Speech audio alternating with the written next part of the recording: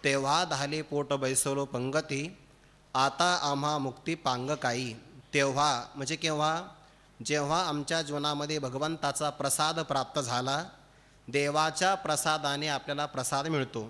देवाच्या प्रसादे करारे भोजन, व्हाल कोण कोण अधिकारी ते.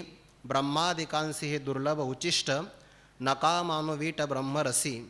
जेव्हा देवाने आम्हाला आपल्या पंक्तीमध्ये बैसवलं तेव्हा आमचं पोट धाले. पोट शब्द अंतकरणाचा वाचक आहे. एरवी अंतकरणाची तृप्ती विशेष सेवनाने होत नाही. विषय सेविता कोण तृप्त झाला, इंधने निमाला अग्नी कोठे. पण देवाचा प्रसाद प्राप्त झाला तर कृतकृत्य झालो, इच्छा केली ते पावलो. कोणत्याही प्रकारची अपेक्षा राहत नाही. आणि म्हणून आता आम्हा मुक्ती पांग काही. मुक्ती प्राप्त करण्याचं दारिद्र्य आमच्या जीवनामध्ये राहीलच कसं? कारण परमात्माच आम्हाला मोक्ष प्रदान करण्याकरता समर्थ आहे.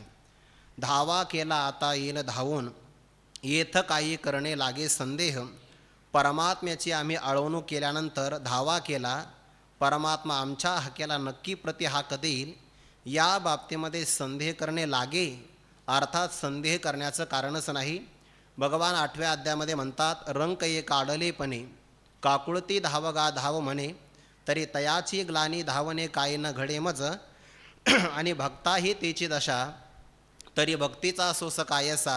मनवणे हा ध्वनी ऐसा न वाखा नावा, तेही जे वेळी मी स्मरावा, ते वेळी स्मरिला की पावावा. हाही आभार जीवास हवेचे ना. भगवान म्हणतात, एखादा अडचणीमध्ये सापडला, त्याने मला हाक मारली तर मी लगेच जातो. आणि भक्ताच्याही जीवनामध्ये असाच प्रसंग येत असेल तर मग भक्तीचे कष्ट करायचेच कशाला? उलट असं आहे की आपल्या भक्ताने हाक मारावी याही अगोदर परमात्मा प्रगट असतो. म्हणून या बाबतीमध्ये संदेह करण्याचं काही कारण नाही.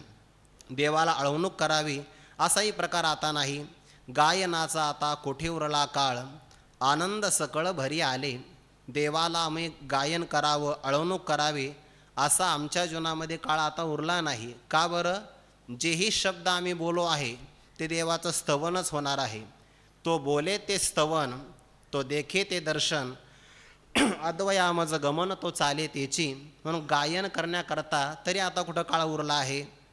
आनंद सकळ भरी आले. भरी आले वाक्प्रचार आहे. सगळ्या आनंदाची आमच्या जीवनामध्ये भरती आली आहे. सकळ आनंद म्हणजे पूर्ण आनंद. ज्या आनंदाला कोणत्याही प्रकारचा देश काल वस्तूचा परिच्छेद लागत नाही. देशे काळे वेदानुवादा, ज्या सुखाची न करवे मर्यादा, त्या आनंदाला पूर्ण आनंद असं म्हणतात. आणि तो सकळ आनंद आमच्या जीवनामध्ये भरतीला आला.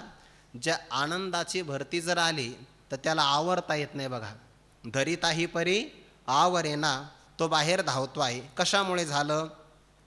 देवाच्या सख्यत्वे विषमासे ठाव, मध्ये कोठे वाव राहू शके.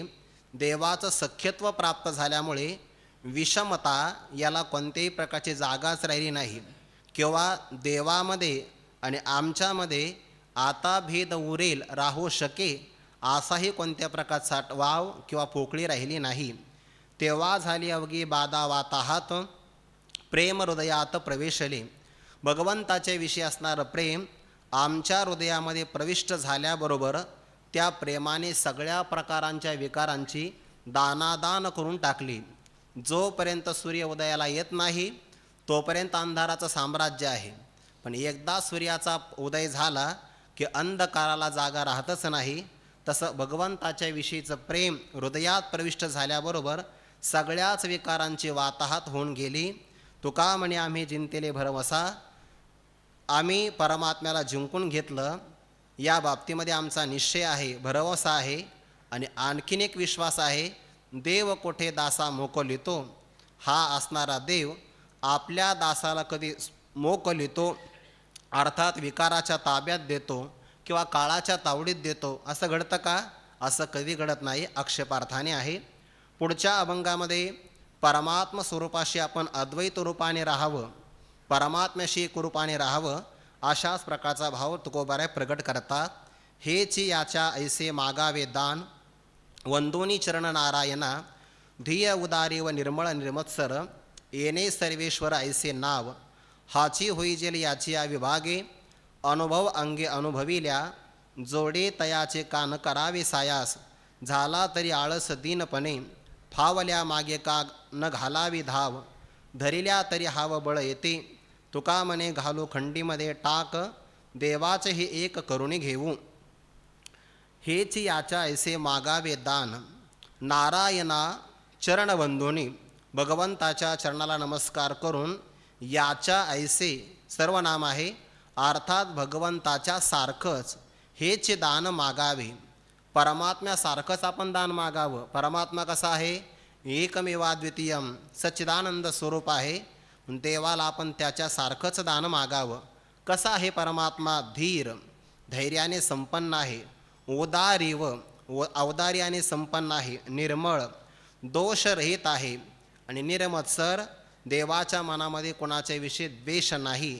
परमात्मा धीर कसा आहे?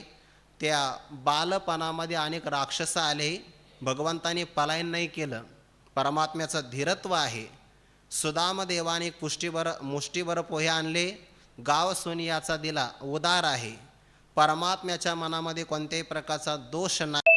दिली वाट यमुने माये खरीव. आणि निर्मत्सर शब्दाचा अर्थ असा होतो आहे की आपल्या पाठीमागीन आलेला अर्जुन आपल्यापेक्षा अधिक पूज्यतेला प्राप्त झाला तरी देवाला तत्संबंधाने मत्सर वाटला नाही. तैसा अर्जुनाची विशेष स्तवावा, ऐसे आवडले मज जीवा, जे तो त्रिभुवनेच्या दैवा एकायतन झाला. भगवान असं नाही म्हटले की सगळ्या जगात अर्जुनाचा उत्कर्ष चालू आहे, मी माझी आहे तरी मला कोणी विचारत नाही, असं परमात्मा म्हणत नाही. निर्मत्सर आहे. येणे सर्वेश्वर ऐसे नाव, यामुळे देवाचं सर्वेश्वर अशा प्रकारचं नाव प्रसिद्ध आहे. हाच होई जेल याची या विभागे, देवाचा असणारा काही विशेष भाग हा जगत सापेक्ष आहे. बरं, असत जड दुःखरूप जग आहे, त्यामुळे देवाला सच्चित आनंद असं म्हणावं लागतं, नाहीतर त्याच्यामध्ये विभाग करता येणार नाही. असत जड दुःखरूप जगाच्या सापेक्ष त्याला म्हणावं लागतं. असताची व्यावृत्ती, सद म्हणो आली श्रुती, जडाची समाप्तीचे दुरूप ऐसे. म्हणून त्या परमात्म्याचा तो विभाग, विशेष प्रकारचा भाग, सच्चिदानंद स्वरूप जर प्राप्त झालं तर हाची होई जेल, हा परमात्माचा आपण होऊन जाऊल. पण हे कधी कळेल? अनुभविल्या अनुभव अंगे कळेल. जर आपल्याला परमात्मा स्वरूपाचा अनुभव आला आणि तो स्वतः जर आपण अनुभवला, वास्तविक अनुभवाला विषयत्व नाही. बरं, कारण परमात्मा अनुभव स्वरूपच आहे. स्वयमेवानुभूतित्वात विद्यते नानुभव्यता, ज्ञातृज्ञानांतराभावात अज्ञेयः नत्व सत्तया. त्याचा अनुभव घ्यायचा नाही, अनुभव हेच त्याचं स्वरूप आहे. मग अनुभव स्वरूप होऊन राहणं हाच तिथला अनुभव आहे. असा अनुभव प्राप्त झाला की तो परमात्मा स्वरूपापासून वेगळा राहत नाही. हेच दान देवाला मागायचं आहे. जोडे तयाचे कान करावे सायास, जी भगवत प्राप्ती आपल्याला होणार आहे त्याविषयी आपण कष्ट का बरं करू नये? परमार्थामध्ये केलेले कष्ट वाया जात नाही आणि संसारातले सगळे कष्ट फुकट जातात.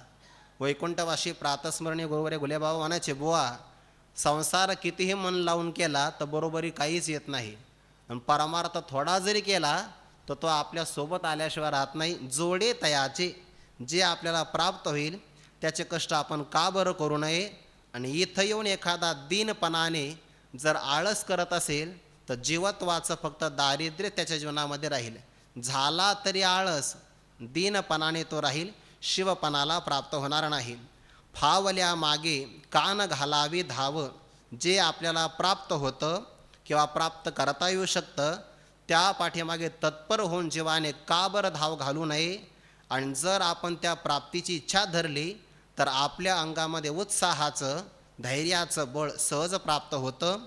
देव व्यापक आहे आणि त्या व्यापकत्वामध्ये आपण जर आपलं एक प्रकारचं माप टाकलं तर परमात्म्याची व्यापकत्वाने प्राप्ती होते. दृष्टांत फार गोड आहे. तुका म्हणे घालू खंडीमध्ये टाक, देवाचे हे एक करुणी घेऊन. जुन्या काळातला हा प्रकार आहे. धान्याची रास असेल फार मोठी, त्याला खंडी असं म्हणतात. शब्द वापरतो ना आपण, खंडोगंती धान्य आहे. आणि त्या खंडोगंती धान्यामध्ये आपण आपलं एखादं टाक म्हणजे अल्पासाचं माप टाकायचं. 1 तोळा असेल किंवा पावशराचा 1/4 हिस्सा असेल, असं काहीतरी माप टाकायचं आणि सांगायचं ही सगळी खंडी आता माझी झालेली आहे. देवाचे हे एक करुणी घेऊन तसं देवाचं व्यापक स्वरूप आहे आणि जीवाची असणारी जीवदशा ही अल्पमाप आहे. मग जीवत्वाने काय करायचं? साक्षी चैतन्याचं ब्रह्मचैतन्याचं अगोदरच ऐक्य आहे, त्याला मुख्य समानाधिकरण्य असं म्हणतात. मग जीवत्वाने आपल्याला जीवत्वाचा बाध करायचा आणि बाध सामानाधिकरण्य करून संपूर्ण परमात्मा स्वरूपाला हे माझीच सत्ता आहे असं म्हणावं. अडचण काय आहे? हेच दान देवाला मागावं. देवाचे हे एक करून घेऊ. देवाचं सच्चिदानंद स्वरूप आपल्या स्वरूपाशी आपण एक करून घेऊ. आता परमात्मा स्वरूपाला आळवणूक करून आम्ही कोणत्या स्थितीमध्ये राहतो हाही भाग तुकोबाराय पुढच्या अभंगात सांगता. सत्ता बळे येतो मागता विभाग, लावावया लाग निमित्त करू, तुझे ऐसे मुखे करू उच्चारण, बोले नारायण सापडू.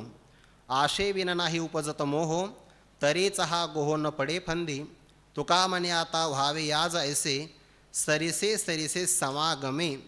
भगवत स्वरूपाची आपल्याला सत्ता बळाने अर्थात तुका म्हणे सत्ता करून निकट सेवेची सत्ता आणि या सत्ता बळाने परमात्म्याला आपल्याला काही मागता येतं. सत्ता बळे येतो मागता विभाग, परमात्म स्वरूपाचा विशेष भाग, मग तो प्रेमाचा असेल, भक्ती ज्ञानाचा असेल किंवा कोणताही विभाग असेल. पण भगवंताची भक्ती केली तर या सत्ता बळाने आपल्याला भगवंताकडे काही विभाग मागता येतो आणि तो विभाग मागण्याकरता लाग म्हणजे संबंध, देवाच्या विषयी आपण संबंध लावण्यासाठीच जे जे निमित्त आपल्याला प्राप्त होईल ते निमित्त आपण करू. मग श्रवणम, कीर्तनम, विष्णोः स्मरणम, पादसेवनम, अर्चनम, वंदनम, दास्यम, सख्यम, आत्मनिवेदनम, कोणत्या का निमित्ताने होईना तो विभाग प्राप्त व्हावा याच्याशी आपण संबंध लावू. तुझे ऐसे मुखे करू उच्चारण, परमात्मा आम्ही तुझे आहोत, तो माझा आहे आणि मी तुमचा आहे असं मुखाने उच्चारण करू. बोले नारायण सापडू, आमचं असणारं गोड बोलणं, लढिवाळपणाचं सलगीचं बोलणं, या बोलण्यातून परमात्म्याला आम्ही प्राप्त करून घेऊ. आशेविन नाही उपजत मोह, कोणत्याही पदार्थाची आशा मनामध्ये असल्याशिवाय अंतःकरणामध्ये मोह प्राप्तच होत नाही. एखाद्या पुरुषाला स्त्रीची अपेक्षा असेल तर तो असणारा स्त्रीवर प्रेम करणारा पुरुष किंवा पती बाकी कोणावरही प्रेम करत नाही. का? आशा आहे.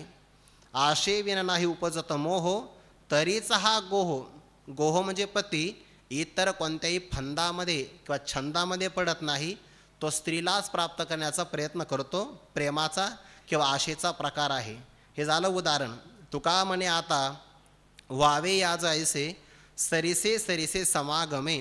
भगवंताच्या समागमाबरोबर सानिध्याबरोबर राहिल्यानंतर आपण देवाच्या सरिसे समानतेला प्राप्त होतो.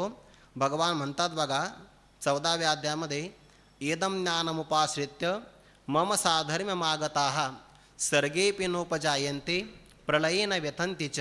जे माझी या नित्यता तेने नित्य ते पंडसुता, परिपूर्ण पूर्णता माझी याची. मी जैसा अनंतानंद, जैसाची सत्यसंध, तैसेची ते भेद उरेचे ना. तुका म्हणे आता व्हावे याज ऐसे, याच परमात्म्याच्या बरोबर आपण व्हावं. पण केव्हा? परमात्म्याच्या तुलनेला आल्यानंतर. लक्षण साम्यात एकत्व सिद्धी आपण म्हणतो की नाही? किंवा 9व्या अध्यायामध्ये परमात्मा असं म्हणतात, तेवी आम्हा तया परस्परे बाहेर नामाचीच अंतरे, वाचोनी आतवट वस्तू विचारे, मी तेची ते. किंवा मी आणि ते वेगळे नाही आहे. किंवा भगवान असं म्हणतात, तपोज्ञानी चोखाळले, मी तेची ते झाले, येतं संशयो कायसा. तुका म्हणे आता व्हावे याज ऐसे, या परमात्म्यासारखंच आपण व्हावं. पण केव्हा? समागमे सरिसे. किंवा कापराला जर अग्नीचा स्पर्श प्राप्त झाला की त्या कापराला अग्नी व्हायला वेळ लागत नाही, तसा परमात्मा जर आपल्याला प्राप्त झाला आत्मत्वाने तर ब्रह्मरूपाची प्राप्ती कठीण नाही.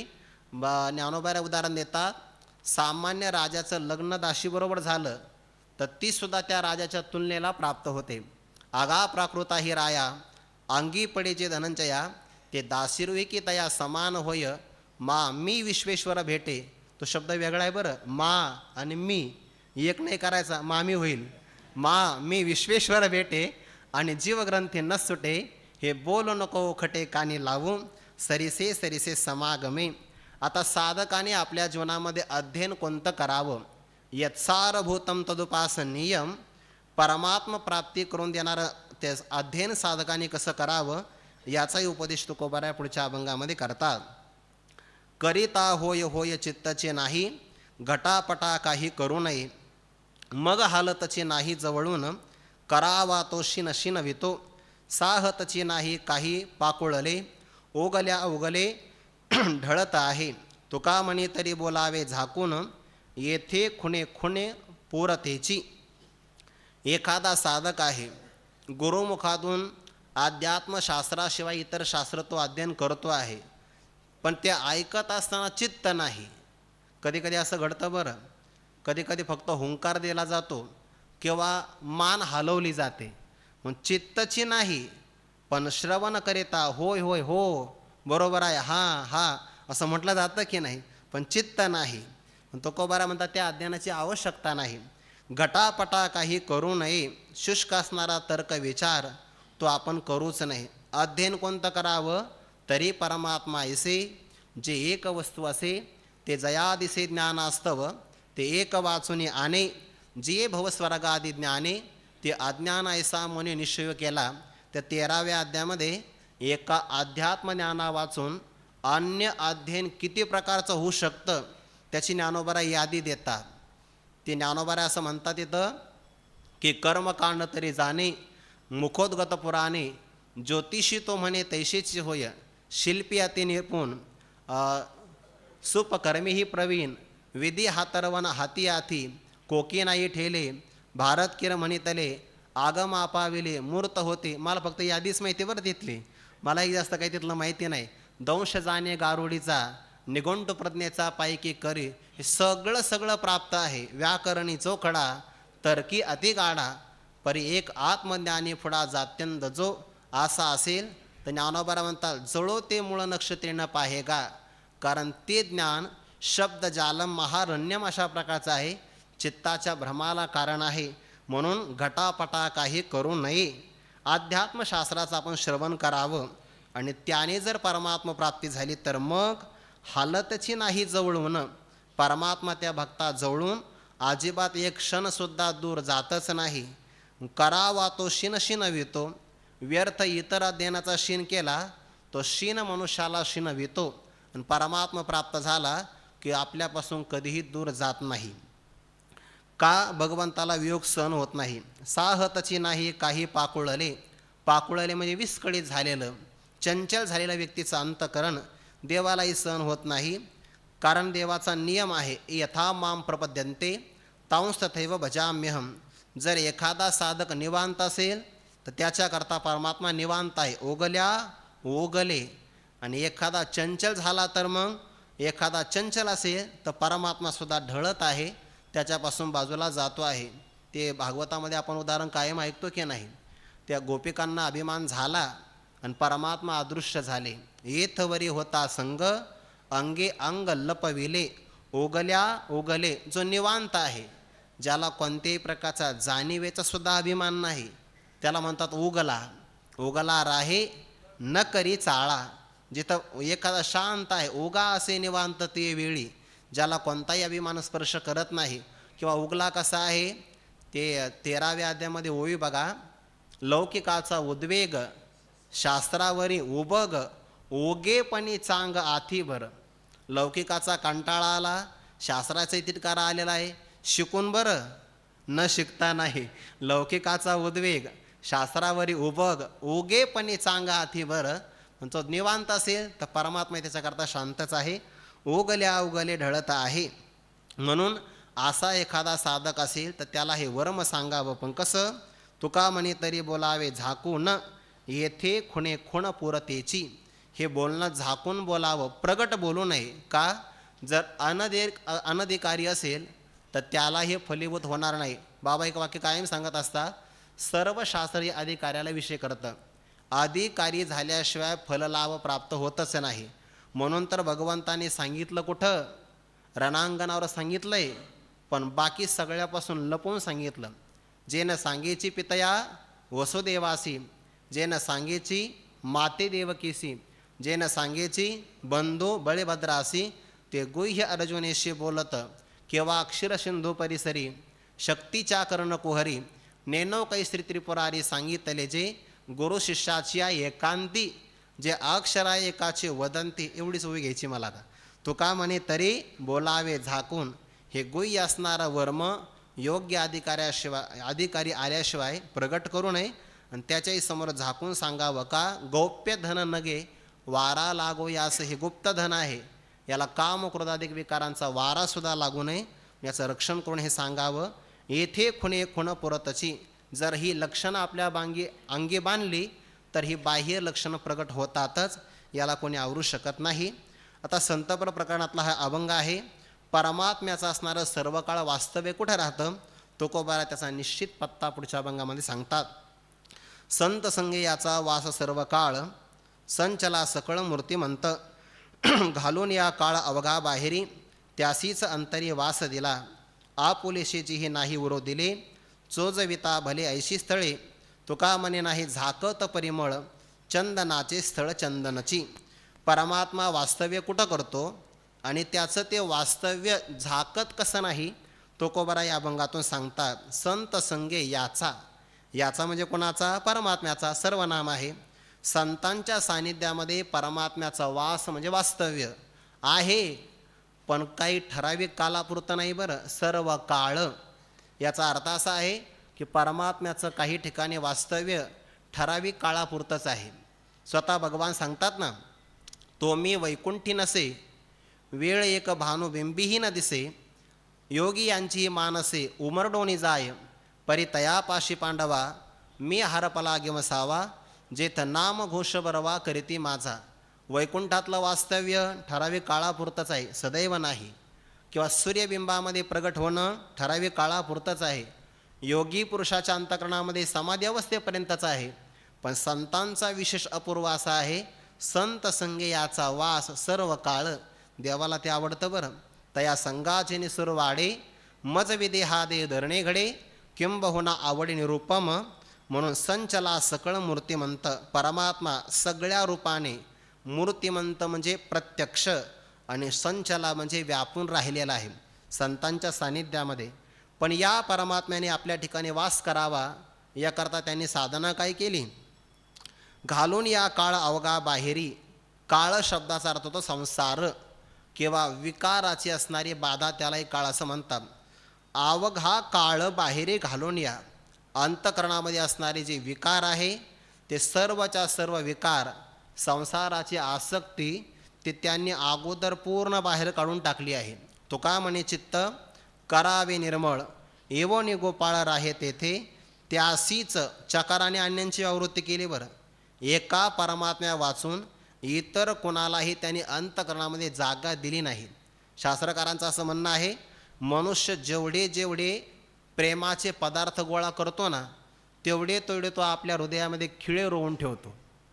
म्हणून ते सगळे खिळे बाजूला काढल्याशिवाय एका परमात्म्याला जागाच मिळत नाही. म्हणून सगळे मोहाचे पदार्थ दूर करावेच लागतात.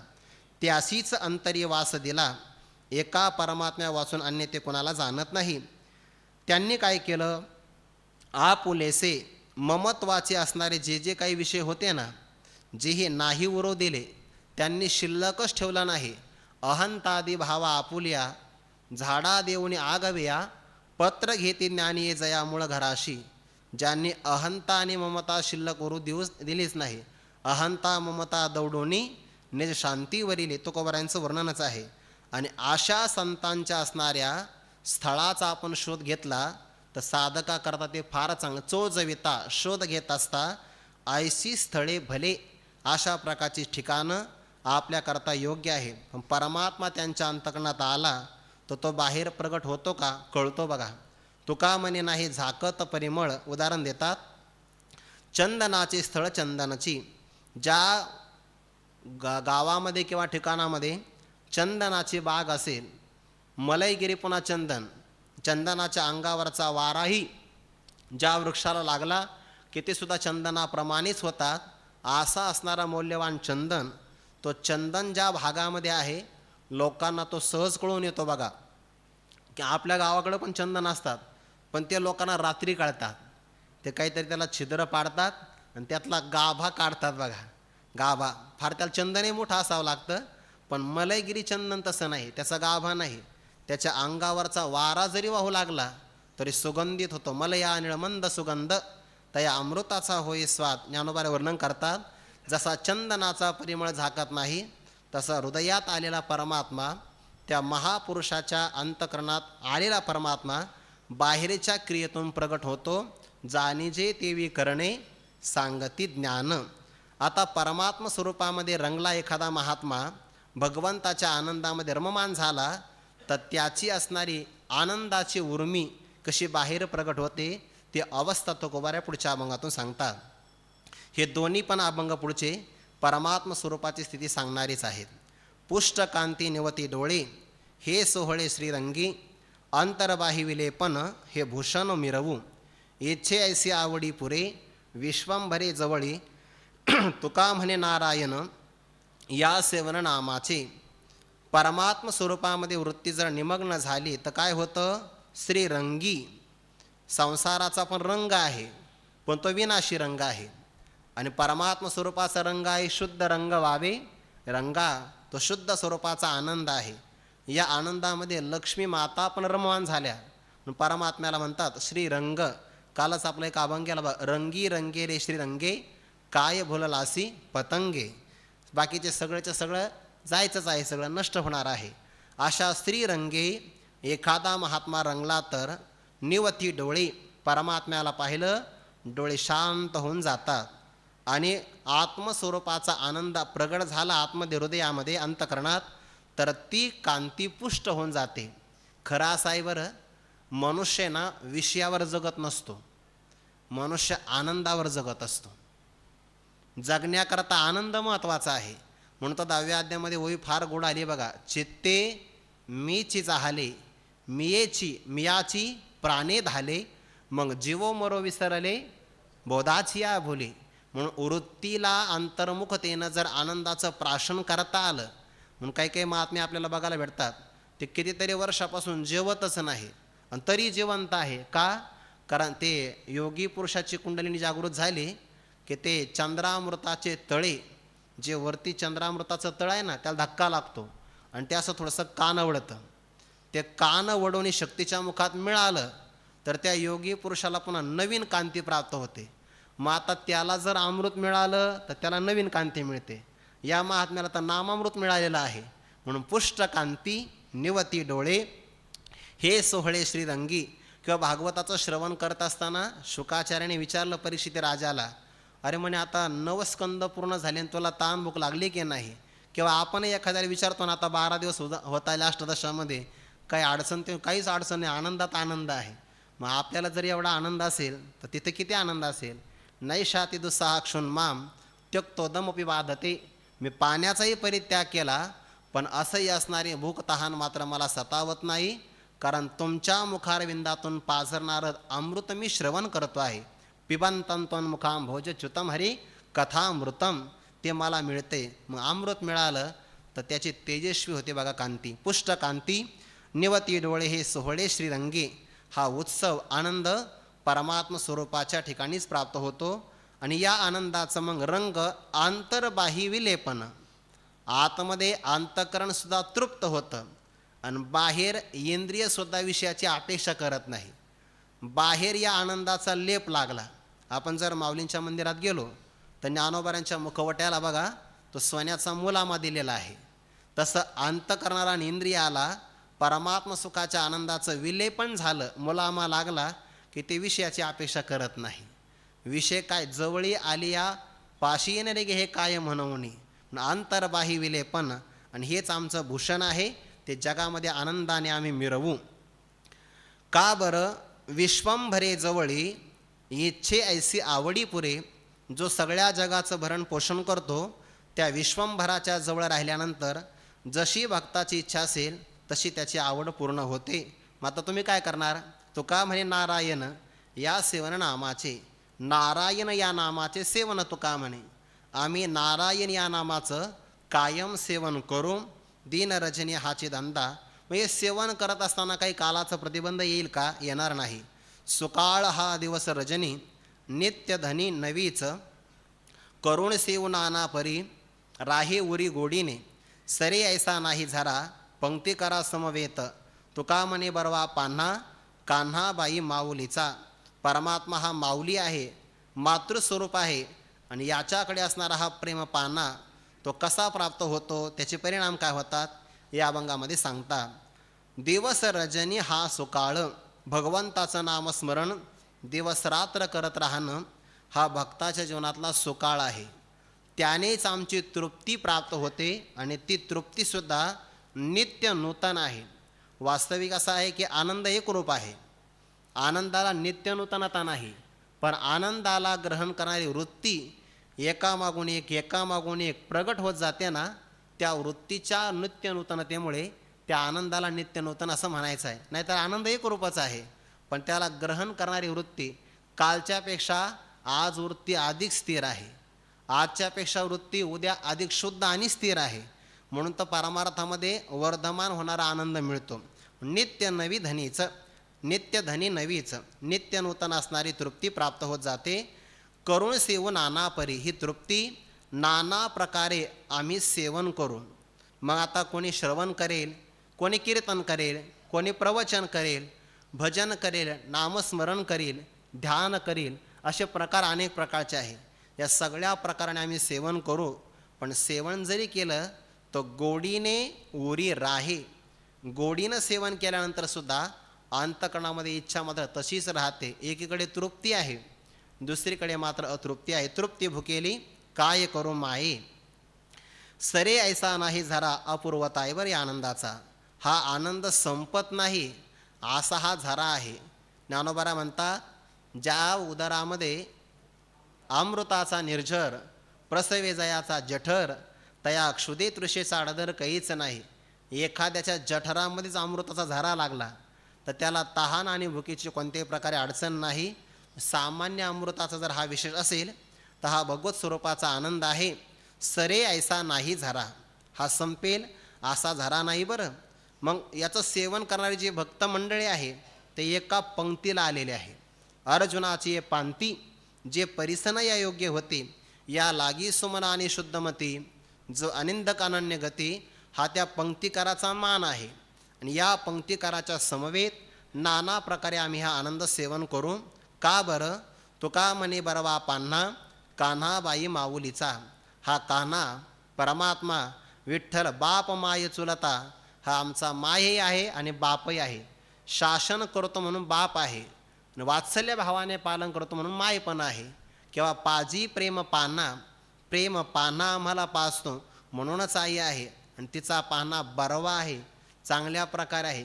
काय एखाद्या लहान मुलाची जर पचनशक्ती कमी असेल ना तर त्याला जास्त प्रमाणामध्ये दूध चालत नाही.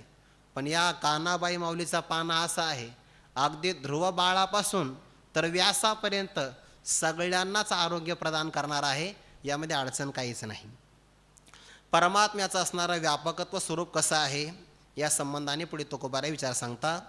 पाहता तव एकला दिसे कैसा असे व्यापक, ज्याचे त्याचे मिळणी मिळे तरी खेळे बहुरूपी. जा निवेचे नेदी अंग दिसे रंग निवडेना, तुका म्हणे हेचे ठाई हे तो नाही सर्वत्र. परमात्मा कसा आहे? सगुण रूपाने पाहता. जर पाहिला तर विटेवर एकला दिसे, विटेवर एकटाच विराजमान आहे. निर्गुण रूपाने पाहिलं तर एकमेवाद्वितीयम ब्रह्म या स्वरूपाने आहे.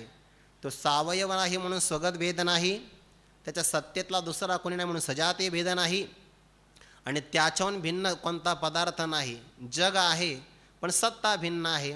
पाहता तव एकला दिसे, किंवा सगुण रूपाने एकटाच दिसतो आहे. पण निर्गुण रूपाने पाहिला तर देश काल वस्तू परिच्छेद रहित. कैसा असे व्यापक? कसा बरा हा व्यापक आहे? व्यापक आहे पण तरीसुद्धा ज्याचे त्याची मिळणी मिळे, ज्याच्या त्याच्या मिळण्याला हा मिळतो. जशा प्रकारची उपाधी असेल तसा हा ग्रहण करता येतो. हिरण्यगर्भाची उपाधी मोठी आहे तर मोठा होतो, ब्रह्मदेवासाठी ब्रह्मदेवाप्रमाणे होतो. आणि जीवाची अल्प उपाधी असेल तर अल्प उपाधीप्रमाणे. जैसा समुद्र थिल्लर न म्हणता भल तेथ बिंबे सविता, तैसा ब्रह्मादी सर्वभूता सुहृद तोमी. ज्याची जशी उपाधी असेल त्या उपाधीप्रमाणे हा मिळतो. आणि तरी खेळे बहुरूपी, बहुरूपाने हा खेळत राहतो. याचा अर्थ परमात्म्याचा हा बहुरूपाने खेळच आहे. त्याचा झाला खेळ आणि आपला खेळ खंडोबा. तरी खेळे बहुरूपी, जाणीवेचे नेदी अंग, दिसे रंग निवडेना. या परमात्म्याला वृत्ती ज्ञानाच्या द्वारे जाणता येत नाही. एखाद्या पदार्थावर जर अज्ञानाचं आवरण असेल, अंधकाराचं आवरण असेल, तर अंधकाराचं आवरण प्रकाशाद्वारे दूर करता येतं.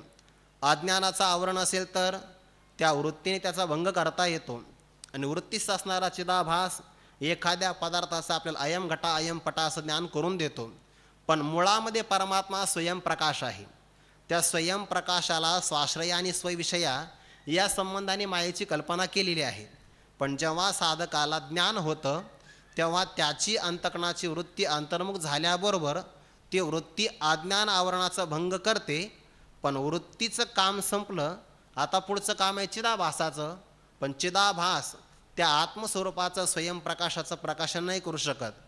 त्याने प्रकाशन करणं म्हणजे सूर्यासमोर काजव्याने जाऊन दिवा लावण्यासारखं आहे. काजव्याचे दिवे काही तिथं लागणार नाही, कारण तो किंचितकर प्रकाश आहे. तसं चिदाभासाचं ज्ञान अल्प आहे. म्हणून हा परमात्मा जाणीवेचे अंग नेदी, जाणण्याचं विषयत्व त्याला येऊच देत नाही. अकिंचितकर, त्याचा प्रकाश अल्पच आहे. तो स्वयंप्रकाशाचं काही प्रकाशन करू शकणार नाही. म्हणून परमात्मा हा जाणण्याचा विषय होत नाही. येत जाणीव करी तोची नेने, आथिले पण मिरवी तेची उणे, आम्ही जाहले ऐसो जो म्हणे तो काहीच नव्हे. ज्ञानोबारे उदाहरण फार गोड देतात बघा. जैसी नाव तिरी न ढळे टेकली साती, नौका जर तीराला लागली तर ते पुन्हा ढळत नाही. तसं जाणीव जे थनरे गे, हे ओवी लावत असताना तो अगोदरचा दृष्टांत घ्यावा लागतो बरं. जैसी नाव तिरीने ढळे टेकली साती, तैसी जाणीव जे थनरे गे. जाणीव काय प्रकाशन करणार आहे? तो स्वयंप्रकाश आहे.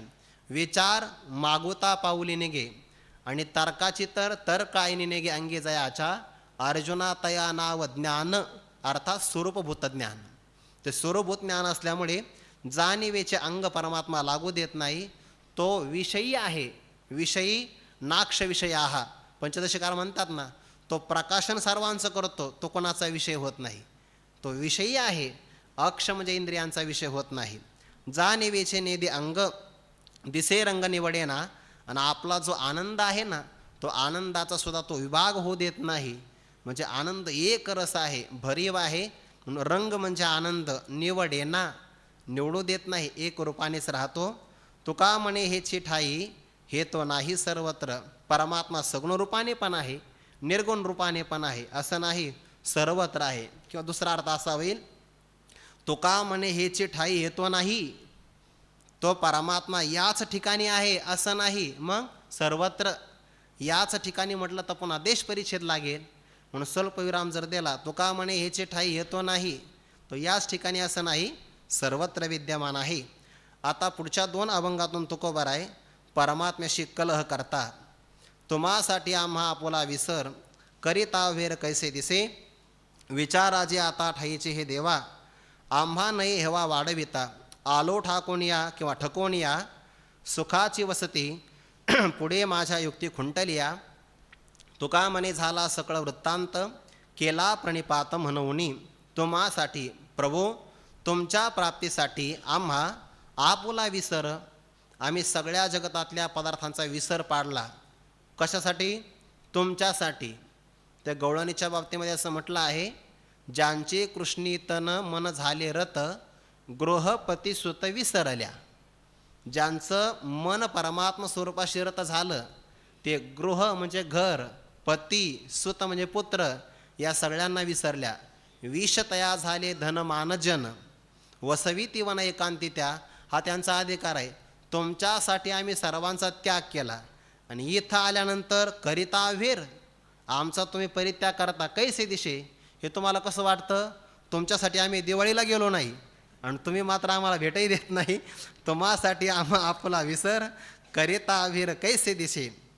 विचाराजे आता ठाईचे हे देवा. हे देवा, आता हे ठाईचे विचारा. आपल्या ठिकाणचा असणारा हा विचार तुम्हीच विचारा. वास्तविक असं आहे की तुम्ही आमचा अवेअर करता, आम्ही तुमचा अवेअर केला असता, पण काय करावं, आम्ही भक्त आहे ना, भक्त असल्यामुळे आम्हाला काही मर्यादा पाळाव्या लागतात. आम्हा नये हेवा वाढविता, हेवा म्हणजे मत्सर, आम्ही तुमचा मत्सरही केला असता, वाढविला असता, पण आम्हा नये भक्त आहे म्हणून आम्ही मत्सर नाही करत, नाही तर तुमच्यासारखा आम्ही वागलो असतो. आलो ठाकून या सुखाची वसती, सुखाची वसती आपल्या ठिकाणी आहे हे माहिती झाल्यामुळे आलो ठाकून या, मी इथपर्यंत आलेलो आहे. किंवा ठकून या शब्दाचा पण अर्थ इथपर्यंत मी धावाधाव करून आलेलो आहे, हे मला ठकलं म्हणजे प्राप्त करण्याकरता. पुढे माझ्या युक्ती खुंटलिया, पण तुमच्याजवळ आल्यानंतर माझ्या सगळ्या युक्तीच्या गोष्टी किंवा विचार बंद झाले, विचार मात्र काही झाले ना. तुका म्हणे झाला सकळ वृत्तांत, वृत्तांत म्हणजे माहिती, सगळ्या प्रकारचा वृत्तांत मी आपल्यासमोर कथन केला आणि प्रभो प्रणिपात म्हणून केला. हा सगळा वृत्तांत निवेदन केल्यानंतर तरी तुम्ही आम्हाला अवेअर करता, मग तुम्हाला फक्त आम्ही आता नमस्कारच करतो, साष्टांग नमस्कार आहे. प्रणिपात केला म्हणून करावा उद्धार हे तुम्हा उचित, आम्ही केले नीत कळली ते, पावविले हाक धावा म्हणून करावे जतन ज्याचे त्याने, दुश्चित्ताशी बोल ठेवायासी ठाव, ऐसा आम्ही भाव जाणत असो. तुका म्हणे माझे काया वाचा मन, दुसरे ते ध्यान करीत नाही. प्रभो करावा उद्धार, आमचा उद्धार आपण करावा हे तुम्हा उचित, कारण तुमची प्रतिज्ञाच आहे. तेषामहम समुद्धरता मृत्यू संसार सागरात, भवामिनचरात पार्थमया विशित चेतसाम, भक्तांची नावे चतुष्पदादी आगवे, वैकुंठीचे राणीवे योग्य केले. आमचा उद्धार करावा हे तुम्हाला उचित आहे, हे तुमचं योग्य कार्य आहे. या बाबतीमध्ये आम्ही नीत कळली ते केली, ज्या काही नीतीच्या गोष्टी आम्हाला कळाल्या होत्या ना त्याप्रमाणे आम्ही केली. बरं, म्हणजे आम्ही आचरण केलेलं आहे. आचरण करावं हे कर्तव्य आमचं आहे, त्यामध्ये आम्ही कमी पडलो नाही. यानंतर आमचा उद्धार आपण करावा. तुम्ही तर म्हणता दैवेशा गुणमयी मम माया दुरत्यया, मामे वै प्रपद्यन्ते माया मेताम तरंती ते, जे मला शरण येतात त्यांचा मी उद्धार करतो. आणि शरण येण्याचं लक्षण काय सांगितलं, येतु सर्वाणी कर्माणी मयी संन्यस्य मत्पराहा अनन्यनैव योगेन माम ध्यायंत उपासते. जी नीत आम्हाला कळाली, भक्तिशास्त्रातली नीती कळाली आम्हाला, ती सगळी आम्ही केली. पण आता देवा उद्धार करावा हे तुम्हाला उचित आहे. पावविली हाक धावा म्हणून, धावा संसार सागरातून आमचा उद्धार करा, अशी हाक आम्ही तुम्हाला पावविली, तुमच्या कानापर्यंत पोचवेल अशी मोठ्याने आरोळी मारलेली आहे. करावे जतन ज्याचे त्याने, ज्या त्या पुरुषाने आपलं असणारं ब्रीद जतन करावं, त्याचा विसर पडू देऊ नये. तुमच्या प्रतिज्ञा भगवद्गीतेमध्ये तर खूप आहे, ते जतन रक्षण तुम्ही केलं पाहिजे. आणि एवढं करून जर तुम्ही परामुख जर झाले तर प्रभो दुश्चिताशी बोल ठेवा याचे ठाव. तुम्ही दुश्चित झाले म्हणजे आपलं कर्तव्य करण्याच्या बाबतीमध्ये उदासीन जर झाले तर तुम्हाला बोल लागेल. आणि हे बोल ठेवण्याकरता, बोल म्हणजे दोषारोपण, ही जागा ठेवण्याकरता तुम्हीच ठिकाण प्राप्त करून दिलं. ऐसा आम्ही भाव जाणत असो, असा व्यवहारातला भाव तो आम्ही जाणतो आहे. बरं, म्हणजे तुमच्यावर आरोप लावण्याकरता आम्ही आरोप नाही केला, आरोप करण्यासारखं आचरण तुम्ही केलेलं आहे. दुश्चित्ताशी बोल ठेवायासे ठाव, ऐसा आम्ही भाव जाणत असो. तुका म्हणे माझे काया वाचा मन, दुसरे ते ध्यान करीत नाही. माझी असणारं शरीर तुमची सेवा करते, करीन सेवा करे, चाले न मी पायी. वाणीच्या बाबतीमध्ये जयांची वाचे माझे आलाप, मनाच्या बाबतीमध्ये जयाचे मन संकल्प माझाची वाहे, दुसरे ते ध्यान करीत नाही. याला निधिध्यासन म्हणतात. बरं, माझं काया वाचा आणि मन जगतातल्या कोणत्याही पदार्थाचं चिंतन करत नाही. अनात्मचिंतनम त्यक्त्वा कश्मलम दुःख कारणम चिंतयात्मानम आनंदम रूपम यन्मुक्ती कारणम. सगळ्या विजातीय प्रत्ययाचा परित्याग करणं आणि सजातीय प्रत्यय प्रवाह वृत्तीचा ठेवणं, यालाच आपण ध्यान असं म्हणतो की नाही. म्हणून प्रभो मी तर तुमचं ध्यान करत आहे, दुसऱ्या द्वैताचं मी कोणाचं ध्यान करत नाही. दुसऱ्या पदार्थामध्ये जग आलं, जगतातले पदार्थ आले, कोणाचंही ध्यान मी करत नाही.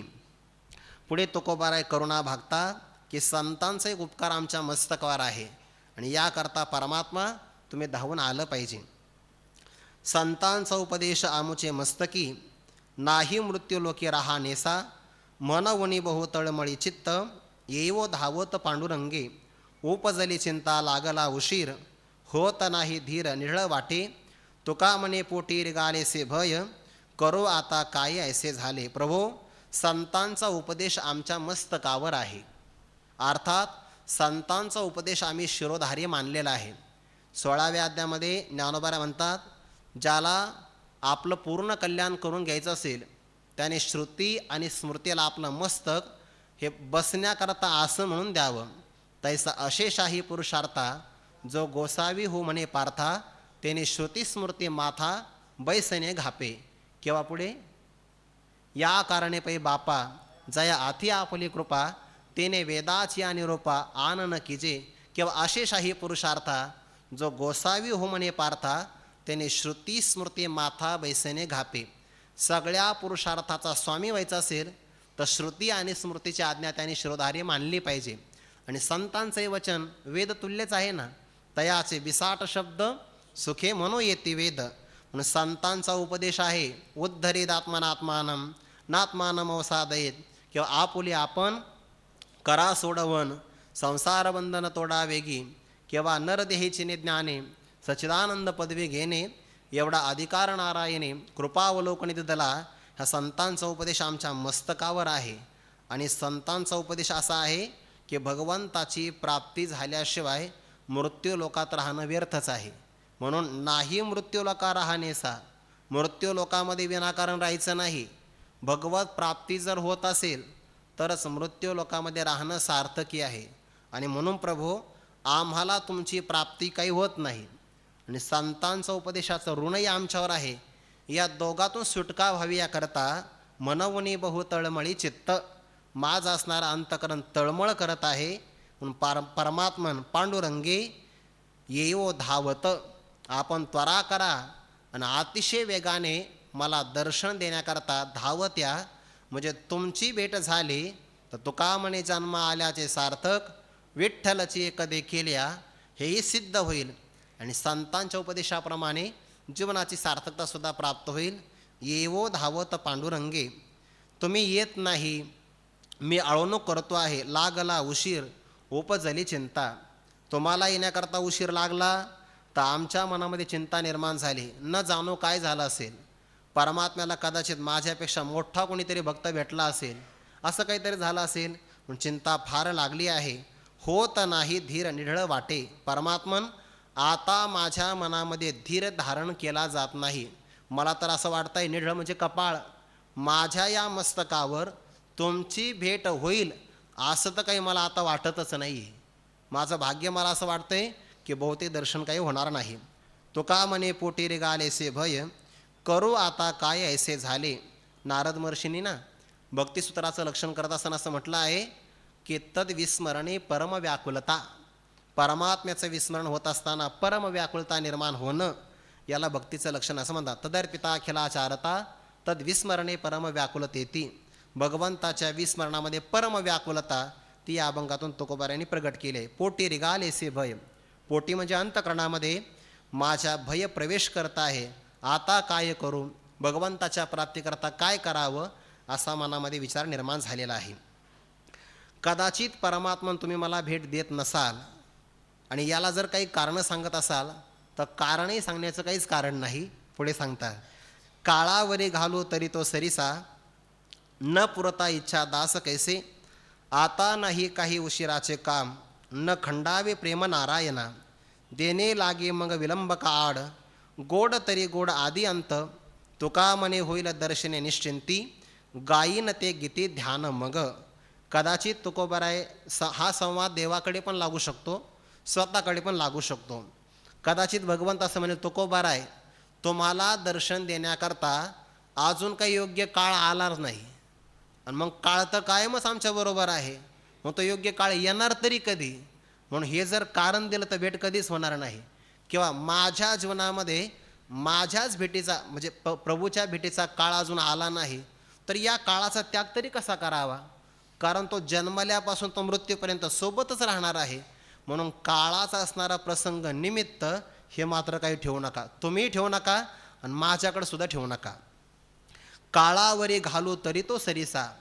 काळावर आपण निमित्त ठेवलं की अनुकूल काळ न आल्यामुळे तुमची काही मला भेट होत नाही, तर मग अनुकूल काळ येईल तरी कधी, कारण काळ तर कायमच माझ्याबरोबर आहे. तरी तो सरिसा न पुरता इच्छा दास कैसे.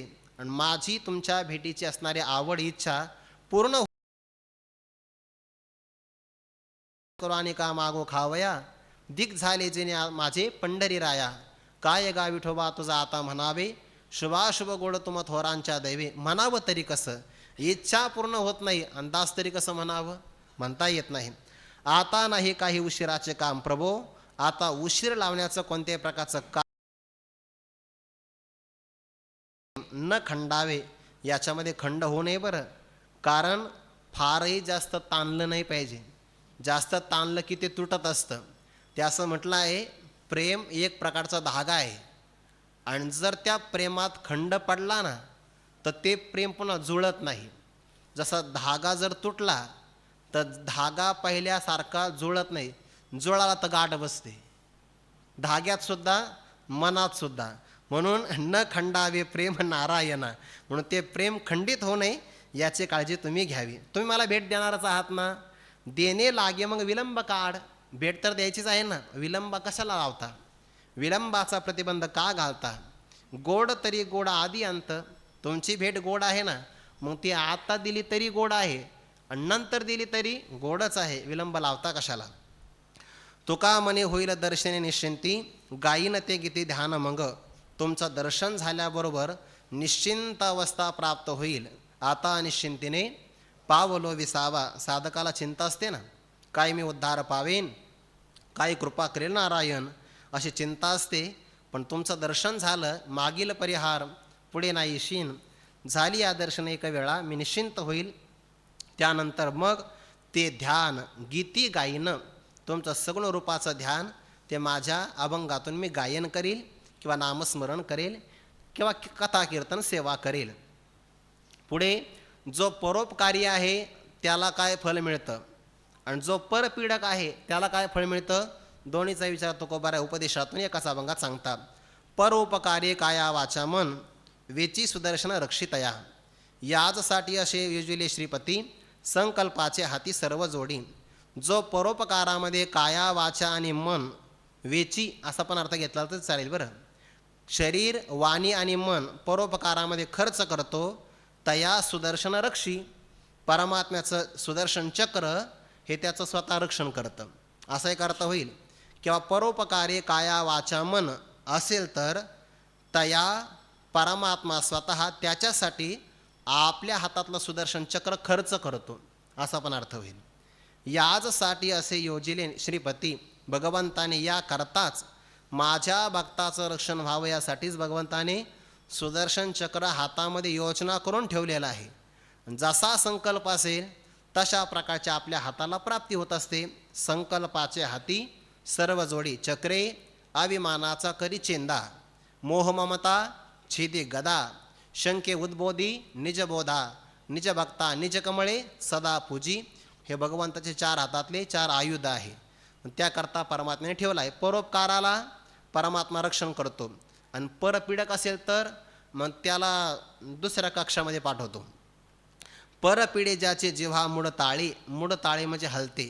दुसऱ्याला पीडा करत असताना ज्याची जीभ चांगल्या प्रकारे हलते, अजून होऊ दे असं म्हणतो जो, यमदूत टाळे करती पूजा.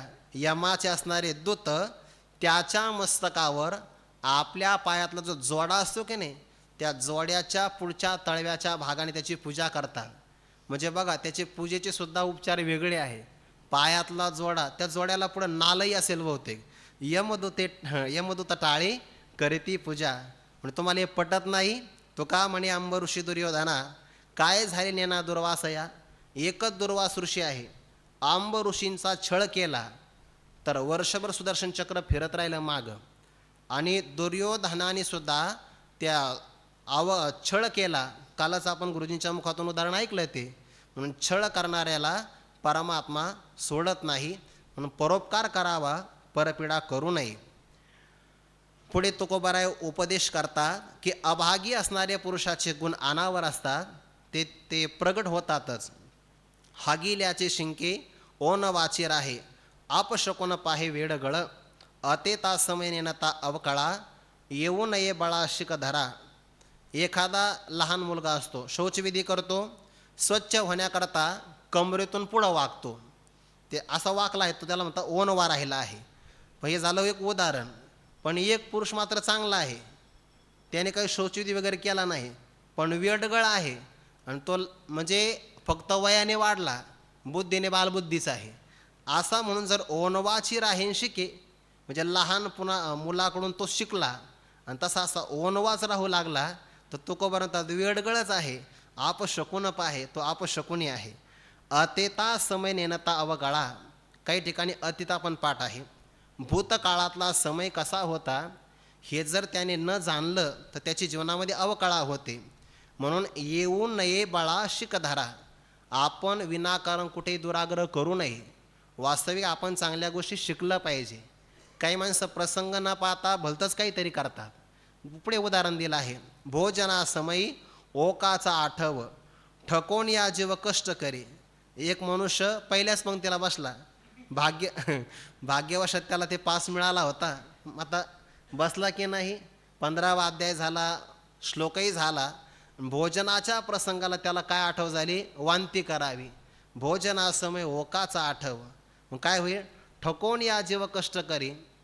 त्याला वांती झाली की त्यालाही कष्ट होते. त्याला कष्ट होतात असं नाही, शेजारच्याला असं वाटतं आपण आता उद्या जेवलं तर चालेल, आज दिवसभर काही जेवायचंच नाही. स्वतःचाही जीवाला तो कष्ट करतो. तो का म्हणे किती सांगू उगवून, अभाग्याचे गुण अनावर. उगवून स्पष्ट करून किती सांगावं, जो अभागी पुरुष असतो त्याचे गुण अनावर असतात, ते आवरल्या जात नाही. तो अपशकून वेडगळपणा कुठे ना कुठे प्रगट करतच असतो. दुराग्रह चांगला नाही, हे तुकोबाराय पुढच्या अभंगातून उपदेशातून सांगतात. नारडे तरी काय नुजडे कोंबडे, करून या वेडे आग्रहो दावी. आई त्याचे साही फुकाचा विभाग, विक्षेपाने जग छिथू करी. एक मनुष्य त्याच्याकडे कोंबडा होता. त्याने विचार केला, कोंबडा विकत मी आणला, चारा पाणी मी करतो, आणि सकाळी कोंबडा आरवला की अख्खं गाव जागं होतं, फुकटचा अलार्म द्यायचा कशाला. म्हणून त्याने तो कोंबडा दाबून धरला. नारडे कोंबडा काही, कोंबडे नारडे, कोंबडा काही आरवलाच नाही, ओरडलाच नाही. तो कोंबडा काय नुजडे, सूर्य काही उगवणार नाही का. आता त्या कोंबड्याच्या आरवण्यावर सूर्याचं उगवणं नाही, तो उगवल्याशिवाय राहणारच नाही. पण तरीसुद्धा काही मात्र वेडे कृती करून आग्रह दावी, काही ना काहीतरी कर्म करतात आणि आपला आग्रह दाखविल्याशिवाय राहत नाही. उलट जर त्याचा कोंबडा आरवला असता तर साह्य झाला असतं लोकाला लवकर उठायला. आता काय झालं, कोंबडा न आरवल्यामुळे 2 तास उशीर झाला ना. 4ला उठणारे लोक 6ला उठले, मदत झाली असते, पण आयता विभागही त्याला घेता आला नाही. आई त्याचे साहे, साहे म्हणजे साह्य, आयती असणारी ही गोष्ट, त्याचं साह्य, फुकाचा असणारा विभाग किंवा मदत घ्यावी, पण ते मात्र तो करत नाही.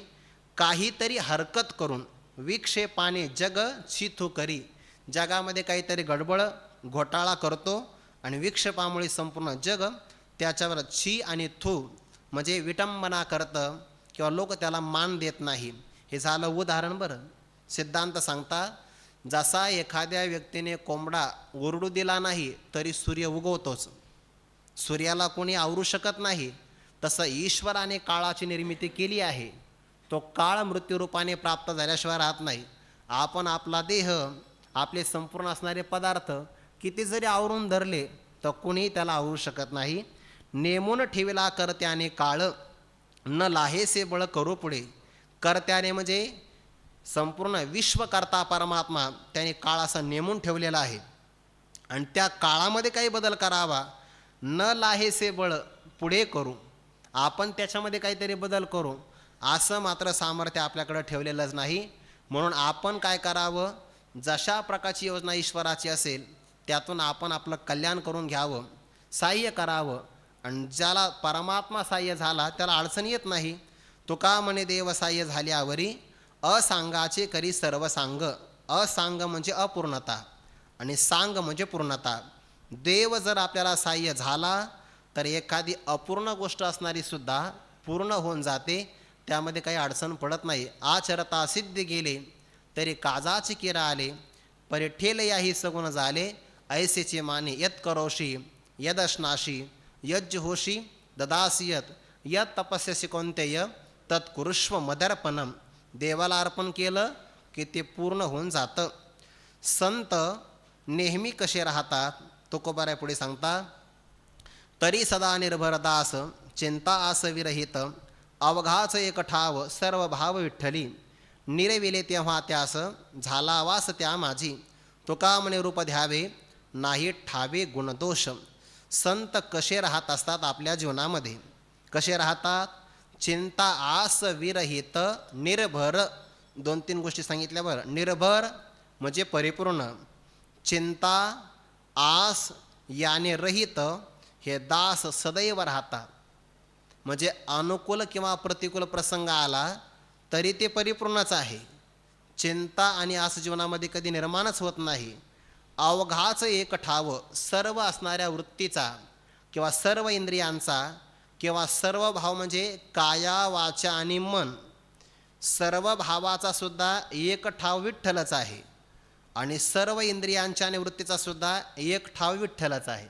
एक विषय तो सकळांचा हरी. म्हणजे सर्व इंद्रियांचा विषय सुद्धा परमात्माचा आहे आणि काया वाचा आणि मन या सर्व भावाचा सुद्धा विषय परमात्माच त्यांनी केलेला आहे. आणि म्हणून ते चिंतन करतात, त्यांची चिंता परमात्मा करतो. निरविले तेव्हा त्यास, जेव्हा या भक्तांनी सर्व काही समर्पण परमात्म्यालाच केलेलं आहे. निरविले म्हणजे अर्पण केलं, त्याला आत्मनिवेदन भक्ती असं म्हणतात. जेव्हा आत्मनिवेदन भक्तीच्याद्वारे परमात्म्याला प्रसन्न करून घेतलं तेव्हाच परमात्म्याचा असणारा वास त्यांच्या हृदयामध्ये प्रगट झालेला आहे. जेव्हाची का भक्ती दिदली आपुली चित्तवृत्ती, तेव्हाची मज सुती त्यांची नाटी.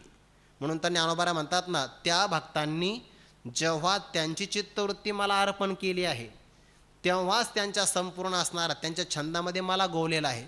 किंवा 9व्या अध्यायामध्ये गोवी फार गोड आहे बघा, ते एक वटुने जी क्षणी अनुसरले गा माझी वाहनी, तेव्हाची तयाची चिंतवणी मजची पडली. किंवा तनु मनो प्राणी ते अनेक काहीचे नेणे, देखत सात म्हणे हे माय माझी, गायीच्या बाबतीमध्ये. किंवा देहाच्या निर्वाणे मीचे होते, किंवा जे मरण ऐलीच कडे मज मिळवून गेले पुढे, मग मरणी अनेकीकडे जातील केवी, देहपात होण्याच्या अगोदर ते माझ्या स्वरूपाला प्राप्त झाले.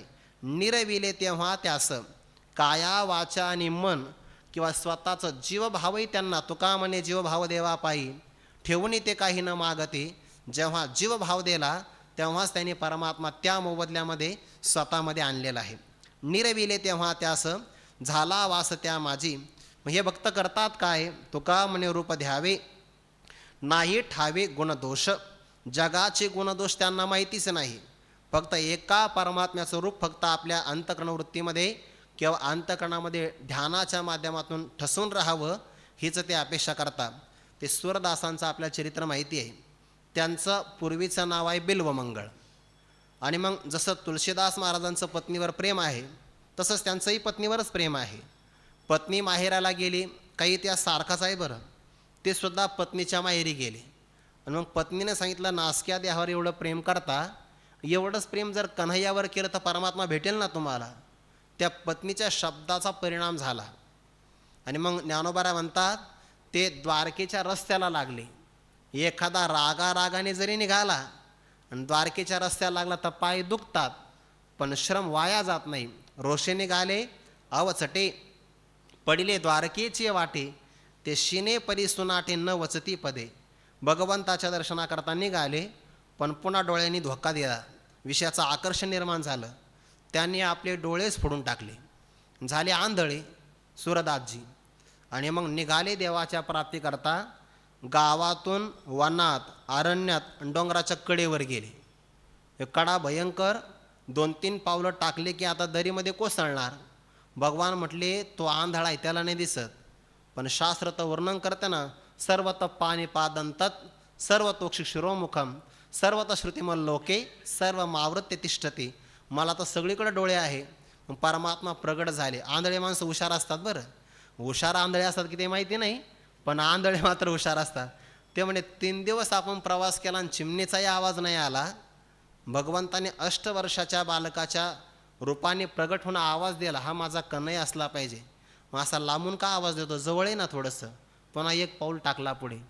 भगवान म्हणाले आंधळ तर आंधळच आहे, पण बहिरे पण आहे वाटते. पुणे जाऊन भगवंताने हात पकडला आणि मागं खेचलं. दिव्य स्पर्श प्राप्त झाला, जाणवलं. सुरदास म्हणून आवाज दिला तर वाक्यकृपा होती, आणि हात लागला की तिथं हस्तकृपा प्राप्त झाली. त्याने हा सामान्य लोकांचा हात नाही, हा माझ्या प्रभूचा हात आहे. कारण आनंदाचं स्फुरण अंतकरणामध्ये झालं आणि मग त्यांनी भगवंताचा हात पकडला. भगवान म्हणले योगी यांच्या ध्यानी ध्याताना तुळशी, असं माझं वर्णन करतात. हे आंधळ्याने मला पकडलं. भगवंताने आपल्या हाताला हिसका मारला. हस्तम उत्क्षिप्य या तोषी बलात् कृष्ण किमद्भुतम हृदयादि निर्यासी पौरुषम गणयामि ते म्हणाले प्रभो हात छोड़ा कर जात है दुर्बल जानत मोय, मेरे हृदय से प्रभू जाय मर्द कहावे तोय. जायचं असेल तर माझ्या हृदयातून जाऊन दाखव. भगवान म्हणले वा, असा भक्त आतापर्यंत ऐकला नाही. प्रगट झाले आणि सांगितलं वरदान मागा. म्हणे मग मला डोळे द्या. डोळे दिले. नखशिकांत भगवंताच्या स्वरूपाचं अवलोकन केलं. लगेच वरदान मागितलं प्रभो माझे डोळे पहिल्यासारखे करा. म्हणे का, ज्या डोळ्याने तुझं सौंदर्य पाहिलं त्या डोळ्याने मला जगाचं विनाशी सौंदर्य पाहायचं नाही. तो का म्हणे रूप द्यावे नाही ठावे गुणदोष. मला जगाचे गुणदोष माहितीच नाही आहे, फक्त तुमचं रूपाचं मला ध्यान करायचं आहे. पुढे उपदेश करतात की आपली असणारी भक्ती त्याच्यामध्ये प्रेमभाव असावा, आणि जर प्रेम नसेल तर त्या शून्य, प्रेमा वाचून केलेली भक्ती शून्य आहे, त्याला काही महत्त्व नाही. तुकोबारा उपदेश करतात वेडिया उपचार करिता सोहळे काय सुख कळे तयासी ते. एखादा वेडा पुरुष आहे, चांगल्या प्रकारचं त्याला भोजन अलंकार सगळे दिले, सोहळे केले, पण काय सुख कळे तयासी ते, त्याचं सुख मात्र त्याला काही कळत नाही. वेडच आहे ना ते. अलंकाराची किंमत काय कळणार आहे. दिवाळीच्या अगोदर सोन्याची किंमत कमी होती, कोणीतरी मला सांगितलं आता 86,000वर गेलं आहे, पण वेड्याला नाही कळणार ते. वेड या उपचार करिता सोहळे काय सुख कळे तयाशी ते, त्याला ते कळणार नाही.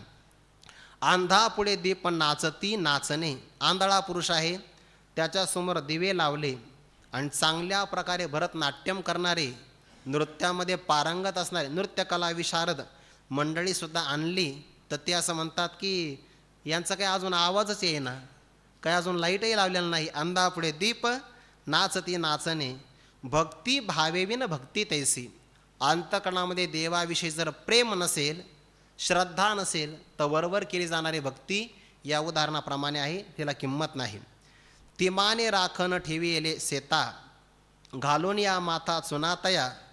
शेतकरी आहे ना, पिकाचं रक्षण खूप करावं लागतं बरं. कधी कधी ते रानडुकरं येतात, त्यांच्यापासून रक्षण करायचं. बरं त्याला कंस चांगले लागले तर मग कधी कधी चिमण्या येतात. चिमण्या कमी खातात, पण ते हुरडा करणारे जे माणसं असतात ना, रस्त्याने जाणारे येणारे, ते जास्त ताव मारतात. मग असं ते पक्षापासून रक्षण करावं लागतं. आणि मग ते काठीला एक वरती मडकं ठेवायचं, त्याला पुरुषाचा सदरा परिधान करावायचा, चुना लावून त्याच्यावर पुन्हा दाढी मिशा डोळे सगळं काढायचं, त्याच्यावर पुन्हा टोपी ठेवायची, कोणती जी आहेरात आलेली आहे ती. आणि मग ते असं वाटतं की तो पुरुष आहे. तिमाने राखण ठेविले शेता. त्या शेतामध्ये बुजगावनं राखण ठेवलेलं आहे. घालून या माथा चुना तया. त्याला चुना वगैरे लावतात, पुरुषाप्रमाणे आकार देतात. पण पक्षीसुद्धा आहे ना, ते अतिपरिचयात अवज्ञा. पक्षी म्हणतात दररोज आलं तरी हस्ते तर प्रज्ञश का भाषा, हा असाच उभा राहतो आहे. मग पक्षाला सुद्धा परिचय होतो. ते त्याच्या डोक्यावर बसून पुन्हा दाणे खातात. आणि मग सगळे दाणे खाल्ले, खादले म्हणून शेवटी बोंबली. ते सगळे पक्षांनी दाणे खाल्ले की शेवटी बोंब मारली. तर मग तुकोबा म्हणतात अरे मूळचंच ठाईचे का भुली नेणार या. मूळचाच तो बुजगावणं होता, तो भ्रम होता, हे तुम्ही का बरं जाणत नाही. कारण त्याच्यामध्ये पुरुषत्वाचा फक्त आकार आहे, पुरुषत्व नाही, किंमत त्याला नाही. मोकिया पासावं सांगता पुराण. मोक्या पुरुषाजवळ पुराण सांगितलं. गुरुवारी मारुती बाबा सांगत असतात, ते मोके माणसं आहे ना, ते नेले आणि ते त्यांना काही बोलता येत नव्हतं आणि बैरे पण होते. ते बैरे आणि मुके त्यांनी ते कथा पाहिजे, त्यांनी अजून 6 नावाचा स्वर कस का लागला नाही. मुकिया पुढे सांगता कथा त्यांना गीतही काही नाही आणि पुराणसुद्धा सांगून काही फायदा नाही. किंवा बहिर यांच्या असतानी कवन गीता ते मानी कोले या चांदणी आवडी उपजा असा तो प्रकार आहे. मुकिया पासाव सांगता पुराण रोगिया मिष्ठान्न काय होय. रोगी पुरुषाला गोड अन्न जर खाऊ घातलं तर ते त्याच्या आरोग्याला चांगलं नाही बरं, त्याचा रोग वाढतो. रोगी पुरुषाला मिष्ठान्न काय उपयोगाचं आहे. नपुंसका काय करील पद्मिनी, एखादा पुरुष नपुंसक आहे तर पद्मिनीचा त्याला काय उपयोग होणार आहे. पद्मिनी म्हणजे स्त्री. रुची विन वाणी तैसी होय, ज्या वाणीमध्ये प्रेमाची रुची नाही, भगवंताच्या गुणांवर आळवणूक करते पण प्रेम नाही, त्या वाणीचा काय उपयोग आहे. सिद्धांत काय सांगायचा तो पुढे येणार आहे. हात पाय नाही करील तो काय, वृक्षा फळ आहे आमोलिक. एखाद्या झाडाला चांगलं फळ लागलेलं आहे, सहसा पिकलेली फळं आपल्या वाट्याला येतच नाही. आपल्या वाट्याला आपलं भाग्य चांगलं आहे ना, त्यामुळे केमिकलची फळं येतात. पण एखाद्या वृक्षाला अमौलिक फळं आहे, मग घेण्याकरता उभा राहायचं असेल तर पाय लागतात, तोडून घ्यायचं असेल तर हात लागतात. हात पाय नाही करील तो काय, हातही नाही पाय नाही. वृक्षा फळ आहे अमौलिक, वृक्षाला फळ चांगलं लागलं पण उपयोग नाही. हाता नाही त्याच्या ते हाताला येणार नाही. तैसा त्याप्रमाणे भावेविन भोळी असणारी माणसं आडाणी आहेत आणि अंतकरणात प्रेम नाही, तर त्यांनी केलेली भक्त वायाची तळमळी, व्यर्थच तळमळ आहे, त्याचा काही उपदेश होणारच नाही, उपयोग होणार नाही. आता उपदेश कसा करावा याचाही तुकोबारा उपदेश पुढच्या अभंगातून करतात.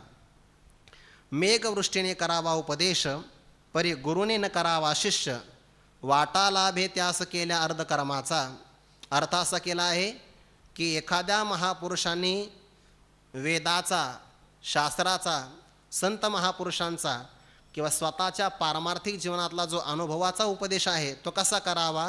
मेघवृष्टीने, ज्याप्रमाणे मेघ वर्षाव करतो ना पाण्याचा, तो विचार नाही करत, नाही विचारित मेघ, बाकीचं काही विचारत नाही, फक्त वर्षाव करतो. तसा मेघवृष्टीने महापुरुषांनी उपदेश करावा, परी गुरुने न करावा शिष्य. पण गुरुने मात्र शिष्य करू नये. त्याचा भाव असा दिला आहे की जेव्हा आपण सर्वांकरता उपदेश करतो ना, तर तो व्यापक उपदेश आहे. पण शिष्य भावाने एखाद्याला जर उपदेश करायचा असेल तर तो एकांतात करावा लागतो. गुरुपरंपरा अशी आहे की एखादा विद्यार्थी गुरुकुलात आला तर 1 वर्ष त्याची वाट बघावी. 1 वर्षानंतर मग त्याचं ते आचरण वगैरे बघून लगेच आला आणि पहिल्याच आठवड्यामध्ये शिष्य, असं नाही चालत. संहिता अशी गुरुकुलाची 1 वर्ष त्याचं आचरण बघावं. कारण काही काही माणसं माईक पण असू शकतात, दांभिक पण असू शकतात, म्हणून लगेचच्या लगेच शिष्य करू नये, हा तिथला अर्थ आहे. समन्वय साधला पाहिजे ना, कारण तुकोबाराय बाबा चैतन्यांचे शिष्य आहे. मग सगळ्यांनी एक शिष्य एक गुरु हा रुडाला असाचा व्यवहारू समन्वय लक्षात आला पाहिजे. लवकरात लवकर शिष्य करू नये, कारण गुरुचं शेष कार्य जो पूर्ण करतो ना त्याला म्हणतात शिष्य. आणि त्या बाबतीत जर घाई केली तर असं म्हणतात की सामान्य पुरुषाकरता, साधकाकरता 1 वर्ष वाट बघावी, क्षत्रियाकरता 2 वर्ष वाट बघावी, वैश्याकरता 3 वर्ष वाट बघावी, आणि शूद्र पुरुषाला शिष्य करायचं असेल तर 4 वर्ष वाट बघावी. म्हणजे ते आपल्या जवळच राहिले पाहिजे. आणि त्यानंतर योग्य आचरण कळालं की मग एकांतामध्ये त्यांना गुरुपमंत्राचा उपदेश करावा. याला म्हणतात गुरुने करावा शिष्य. पण तसा नाही भेटला तर शिष्य करू नये. ते अगस्त्य नावाची संहिता आहे, त्याच्यामध्ये कुणाला शिष्य करू नये याचे खूप मोठे प्रकार आलेले आहे. जो आळसी आहे, मलिन आहे, कठोर बोलणारा आहे, लोभी आहे, लालसी आहे, रुष्ट होणारा आहे, किंवा ज्याची भाषा कठीण आहे, असे बरेच प्रकार आलेले आहे, त्यांना शिष्य करू नये. नाहीतर मग केलं तर वाटा लाभ हे त्यास केल्या अर्धा कर्माचा. शिष्याने जर काही वाईट कर्म केलं तर त्याचा अर्ध्या कर्माचा वाटा गुरूंना भोगावा लागतो. म्हणून मेघवृष्टीने उपदेश करा, अडचण नाही. पण जे गुह्य मंत्र आहे, शिष्य भावाने जे सांगायचे आहे ते मात्र कोणालाही सांगू नये. द्रव्य वेचावे अन्न छत्री, भूती द्यावे सर्वत्र, न घ्यावा हा पुत्र उत्तम याती पोसना. आपलं द्रव्य असेल तर धर्म कार्याकरता जे अन्न सत्र चालवले जातात ना, त्याचं द्रव्य खर्च करावं, अन्नदान करावं. आणि ते अन्नदान सर्वत्र भूती द्यावे, सर्वाभूती द्यावे अन्न, त्यांना ते द्यावं. पण एखादा श्रीमंत पुरुष आहे, उत्तम यातीतला आहे, आणि त्याला वारसदारच नाही, म्हणून त्याने पोषणा करता एखादा दत्तक पुत्र घेतला तर तो घेऊ नये. का? कारण तो आहे उत्तम यातीचा. उत्तम यातीतला मिळाला तर ठीक आहे, आणि जर तसा नाही मिळाला तर तो पुन्हा मग सगळे प्रकारची अनिष्टगती करू शकतो. बीज न पेरावे खडकी, ओल नाही ज्याचे बुडकी. ज्याच्या मुळाला, बुडकी म्हणजे बुडाला, ओल नाही अशा ठिकाणी मातीत पण बीज पेरू नये, खडकातही पेरू नये. बीज न पेरावे खडकी, खडकावर सुद्धा बीज पेरू नये, किंवा ज्याच्या बुडाशी ओलावा नाही तिथं सुद्धा बीज पेरू नये, उपयोग होणार नाही. थिता ठके शेखी, कारण का थिता म्हणजे असलेलं, ठके म्हणजे फसला जातो. तो असलेलं बीज पेरल्यामुळे नष्ट होतं, मिळत काही नाही. आणि पीक न आल्यामुळे शेखी म्हणजे शेवटी दिवाण पाठी लागे. शेत सारा वसूल करण्याकरता अधिकारी पाठीमागे लागतो, असं करू नये. गुज बोलावे संतांशी, आपल्या अंतकणातलं गुज, गुह्य रहस्य ना, संतांच्या जवळ मोकळ्या मनाने सांगावं. बरं, मन मोकळं करावं अशी मोकळी जागा फक्त श्रीगुरू किंवा संत असतात. म्हणजे गुज बोलावे संतांशी. पत्नी राखावी जैसी दाशी, दाशीप्रमाणे पत्नीचं मर्यादा राखून ठेवावी. फार मोठा तिचाही लाड करू नये. का? लाड देता तयेसी, जास्तच प्रमाणामध्ये लाड केला आणि तिच्या हातून जर चूक घडली तर मग तयेसे वाटा पावे कर्माचा. ते सगळे प्रकार आपल्याला माहिती आहे. आपण याकरता ती शिवरात्रीची कथा वाचा, म्हणजे आपल्याला कळेल. आता ते विस्ताराने सांगता येणार नाही. शिवरात्रीचं एखादं कीर्तन द्या, तिथं सांगेल. लाड देता तयेशी वाटा पावे कर्माचा, शुद्ध कसोनी पहावे. एखादी गोष्ट शुद्ध कसून, कसोटी करून पहावी. वरिला रंगानं भुलावे, वरचा रंग त्याला पाहून भुलू नये. तुका म्हणे घ्यावे जया नये तुटीते, ज्यामध्ये तुटी येणार नाही, कोणत्या प्रकारचा दोष लागणार नाही, अशी गोष्ट आपण ग्रहण करावी. आणि हे तुकोबाराय ज्ञानोबा आपल्याला सांगतात. ते आपल्या या शब्दातून कळत असतं. हे झालेलं चिंतन विश्व माऊली ज्ञानोबाराय, जगद्गुरू तुकोबाराय, सद्गुरू जोग महाराज, गुरुवर्य बाबांच्या समस्त साधक जनांच्या चरणी अर्पण करून वाणीला पूर्णविराम. कुंडली कवरदारी विठ्ठल श्री ज्ञानदेव तुकाराम, माऊली ज्ञानेश्वर महाराज की जय, जगद्गुरू तुकाराम महाराज की जय, सद्गुरू जोग महाराज की जय.